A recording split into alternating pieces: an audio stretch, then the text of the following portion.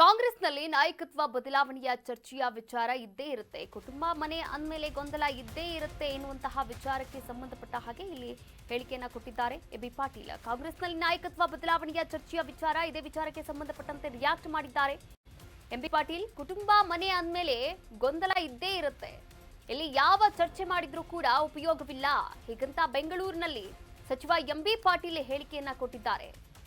High command ನಿರ್ಧಾರವೇ final ಅಂತ MB Patil ಹೇಳಿದ್ದಾರೆ.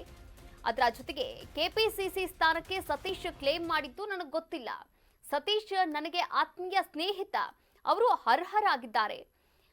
ಸಚಿವ ಎಂಬಿ ಪಾಟೀಲ್ ಈ ಕುರಿತಂತೆ ಹೇಳಿಕೆಯನ್ನ ಕೂಡ ಕೊಟ್ಟಿರುವಂತದ್ದು. ಅದರ ಜೊತೆಗೆ ಇನ್ನೊಂದು ವಿಚಾರಕ್ಕೆ ಸಂಬಂಧಪಟ್ಟಂತೆಯೂ ಕೂಡ ಮಾತನಾಡಿದ್ದಾರೆ. ನೋಡಿ, ಡಿಕೆ ಶಿವಕುಮಾರ್ ಅವರ ಹುಟ್ಟುಹಬ್ಬಕ್ಕೆ ಗುಡ್ ನ್ಯೂಸ್ ಅನ್ನೋ ಚರ್ಚೆ ಭಾರಿ ಮುನ್ನೆಲೆಗೆ ಬರ್ತಾ ಇರುವಂತದ್ದು. ರಾಜ್ಯ ಕಾಂಗ್ರೆಸ್ನಲ್ಲಿ ಇದೇ ವಿಚಾರವಾಗಿಯೂ ಕೂಡ ರಿಯಾಕ್ಟ್ ಮಾಡಿದ್ದಾರೆ. ನೋಡಿ, ಬೆಂಗಳೂರಲ್ಲಿ ಮಾಜಿ ಸಂಸದ ಡಿಕೆ ಸುರೇಶ್ ಅವರು ಕೂಡ ರಿಯಾಕ್ಟ್ ಮಾಡಿರುವಂತದ್ದು. ಹೈಕಮಾಂಡ್ ಗಿಫ್ಟ್ ಕೊಡುವ ಬಗ್ಗೆ ನನಗೆ ಗೊತ್ತಿಲ್ಲ, ದೆಹಲಿಗೆ ನಾವು ಯಾವಾಗಲೂ ಕೂಡ ಹೋಗ್ತಾ ಇರ್ತೇವೆ, ಅದರಲ್ಲಿ ಏನು ಹೊಸತೇನಿಲ್ಲ. ಗೊಂದಲಗಳು ಇರುತ್ತೆ, ಯಾರ ಮನೆಯಲ್ಲಿ ಇರಲ್ಲ ಗೊಂದಲ. ಒಂದು ದೊಡ್ಡ ಪಕ್ಷ ಆದ್ಮೇಲೆ, ಒಂದು ರಾಷ್ಟ್ರೀಯ ಪಕ್ಷ ಮೇಲೆ ಸ್ವಲ್ಪ ಪುಟ್ಟ ಅಭಿಪ್ರಾಯಗಳು, ಭಿನ್ನಾಭಿಪ್ರಾಯಗಳು, ಗೊಂದಲಗಳು ಇರ್ತವೆ. ನಮ್ಮ ಕುಟುಂಬದಲ್ಲಿ ಇರ್ತವೆ. ನಿಮ್ ಕುಟುಂಬದಾಗ ಇಲ್ವಾ? ನಮ್ಮ ಕುಟುಂಬದಾಗ ತೋದವಪ್ಪ ಸಮಸ್ಯೆ ಇರ್ತವೆ.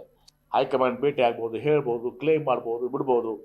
But everything is decide by high command. High command is supreme. ಹೈಕಮಾಂಡ್ನೇ ಶ್ರೇಷ್ಠ, ಅಂತಿಮ.